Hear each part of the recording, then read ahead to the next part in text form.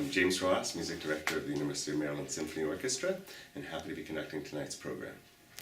So, Mr. Ross, on tonight's program is the first movement only of Tchaikovsky's Manfred Symphony. Would you mind telling us a little bit about the piece and then how you came to decide to perform first movement only? Yeah. I did this at one point in my life, and I think my reason back then for doing the Manfred first movement was because it was on a program that already had 3 other short pieces, and I was looking for something in the kind of heavy orchestral, deeply passionate realm that would fit that. And I discovered that I loved this first movement incredibly, and had a successful run with it with a youth orchestra in Spain. Then I started reading everything that Tchaikovsky said about the piece, and it was clear that he started off feeling that it was one of his greatest works, that it was going to be incredible. Well, he actually started off feeling that Schumann had done such a great job writing music for Manfred that it wasn't worth it for anybody else to bother trying to tell that story in music or notes.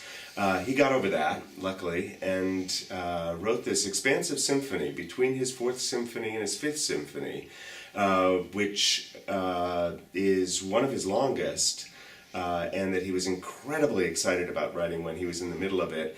And after it was premiered and not so well received, I think he thought that he had misjudged it. And by shortly after the premiere, he wished that he could just burn the whole thing and get rid of the whole symphony. Except that first movement, he said, which he thought still thought had some worth, was the way he put it. From my point of view, the first movement is one of his greatest tone poems, and it stands perfectly beautifully as a tone poem for the Byron Manfred story, which was one of the influential romantic stories of the 19th century, along with The Sorrows of Young Werther and, of course, Faust. Great. And you told the story to the orchestra where you said that Tchaikovsky felt that up until this point this may have been his most well-written work. Do you agree with that? And if so, what are some of the reasons? I would say that this is actually one of his greatest pieces. The 17 minutes of it that we're going to play. Right. Unfortunately, the rest of the symphony, it does take a dive. The scherzo is good material and it goes on a little bit too long.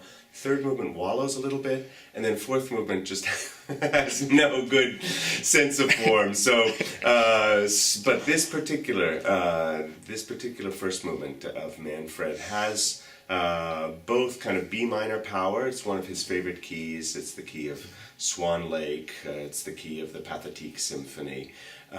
It's the key he turns to. The man who was trying to get him to write it asked him to write it all in B flat minor, but he chose B minor just because of how great an orchestra sounds playing with a couple of sharps rather than 20 flats.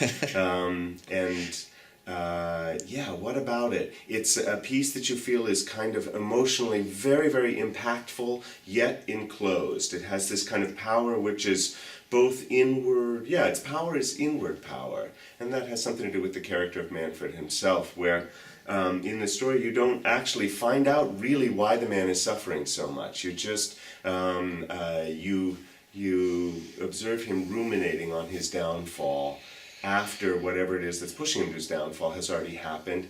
It involves a love which is lost, Astarte, who he meets very briefly as a ghost in the middle of the drama, but where there's not much communication. So it's kind of not a filled out story, but there's something about the being helpless in your suffering that was deeply moving to the 19th century.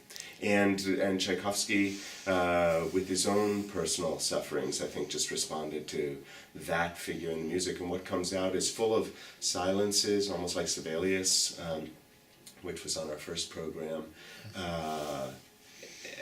Moments of tenderness, but also just great moments of happiness. They always seem like remembered happiness, and then down to just some of his most deep and exciting music that I know, the end of this.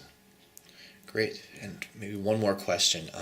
On this program, we also have the Shostakovich Violin Concerto, played by Jonathan Richards.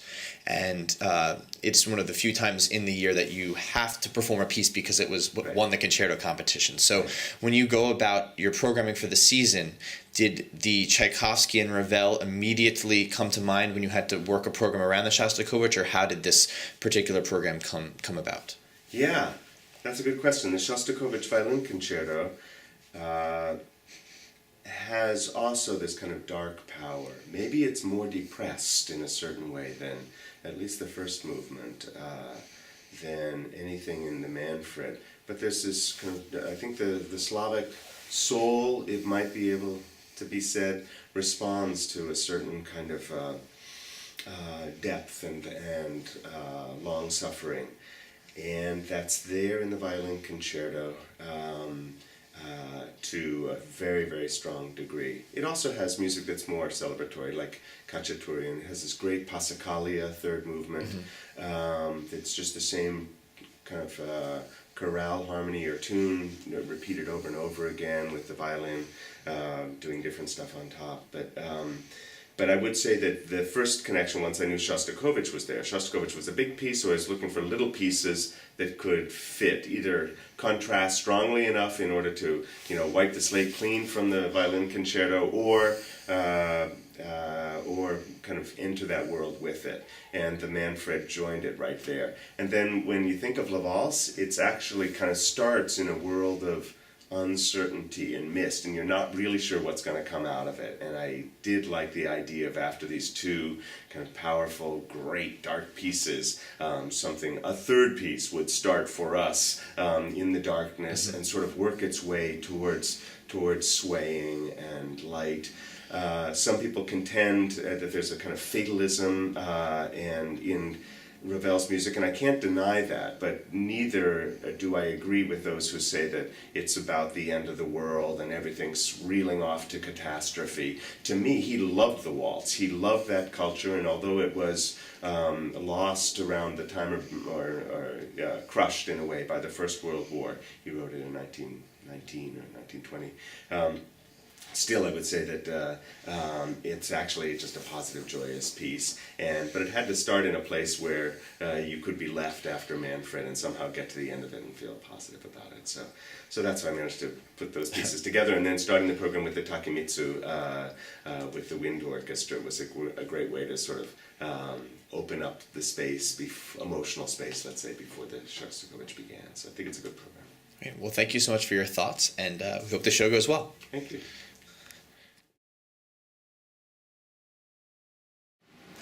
Hello, my name is Michael Jacko. I'm the assistant conductor of the University of Maryland Symphony Orchestra, and on this particular concert I'm assisting or cover conducting Shostakovich Violin Concerto and Ravel La Valse.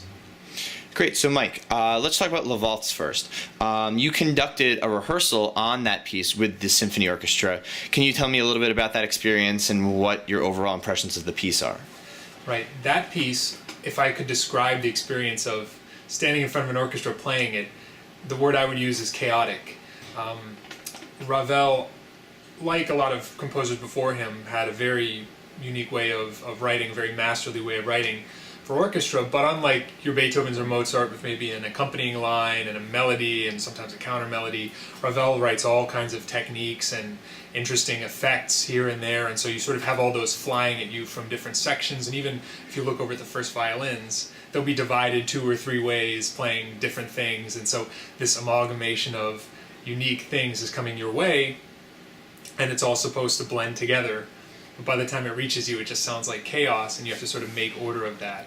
And ultimately, when it is properly blended, it's a fantastically homogenized sound. Great. So the piece is titled La Valse. Talk to us about the influence of the actual waltz on the piece, and what does Ravel do to it? Right, well, there are some interesting components of that. So Ravel wanted the piece to be one of the ballets russes for Diaghilev back in the early 1900s. And Diaghilev said, well, this is just a waltz. There's nothing to make a ballet of it. It's just a simple, dance, although it's about a 14-minute waltz. So Diaghilev couldn't really do anything with it, but Ravel sort of had this idea at the beginning that is, it's sort of an uneven program. So written in the beginning, there's this mist sort of covering this ballroom, and couples sort of swirling around and waltzing, but then the smoke starts to clear. So it starts with this wispy, mysterious beginning, and it starts to clear out and just sort of become more obvious that it is a ballroom full of people, and you start to see them waltzing, and from there isn't really much of a story. So that's kind of how it begins. And then what he does with the waltz is interesting. He interweaves a lot of different themes, and in the first half of the piece, he has a lot of these themes sort of by themselves in sort of regular 4-bar phrases, and then later in the piece, in the second half of the piece, he'll repeat them, but sort of overlay them on top of each other and make irregular phrases. One phrase sort of starts on the end of another one, and so it's very interesting.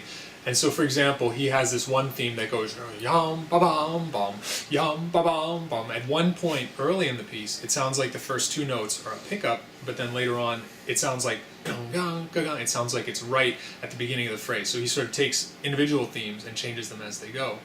And to remember this piece, to learn this piece from the very beginning, I gave all these themes names like Wobble and Twinkle Toes, and it was a goofy way, but it helped me internalize all the different melodic ideas that Ravel has throughout the whole thing. Great. And how about one last question? We'll turn to Shostakovich. So Shostakovich, even though it's the concerto on the program, really ended up being the main body, the main component of what we're going to hear tonight. Can you talk just a little bit about the experience of covering a piece and how the process of doing that is changed by having a soloist involved and learning his or her interpretation of the piece? Right. Well, the first time I ever heard this piece, I saw it at the Baltimore Symphony in 2008, and the violinist, I don't remember her name, but by the end of each movement, she had bow hairs just flying off of her bow. She had to stop and rehair them. Anyway, so that's the type of thing that where an effective performance, from my experience, brings a lot of vigor, and Jonathan is definitely doing that. Getting to know his interpretation has been fun. Shostakovich Violin Concerto is one of few concerti that I consider very, very compelling pieces of music. A lot of the time I find them to be just sort of vessels for virtuosic ideas in an instrument, just to show off how fast or how high we can play. But really, with this piece, it's just a good, solid piece of music from beginning to end. And that's what makes me so interested in this piece. Sibelius Violin Concerto last year. Saint-Saëns Piano Concerto No. 2 was the first piece that I ever looked at as a concerto and said, wow, this is a great piece of music, not just a concerto. And so the scary thing about Shostakovich Violin Concerto, 2 things: the second movement and the fourth movement from a conducting point of view. The first movement, the third movement, you have time to sort of gather yourself and look down at the page and look over at what's coming next. The second movement just flies by, as does the fourth. I had an opportunity to conduct the fourth a couple years ago, so I had that under my belt. And now the second movement is just terrifying. So it's the type of thing that you make sure you spend a lot of time with. You learn all these. There is some regularity to the fugue phrases near the end, but it's, I think, something like a 13-bar phrase usually. That's 4 plus 3 plus 6. It just doesn't make any sense. I guess that would be a 13-bar phrase. So it's the type of thing that brings a lot of tension to the orchestra, but you can just what you have to do, and what Professor Ross has been doing so far is to just make everybody comfortable with the music, and then try to be a rock for them to play off of. So.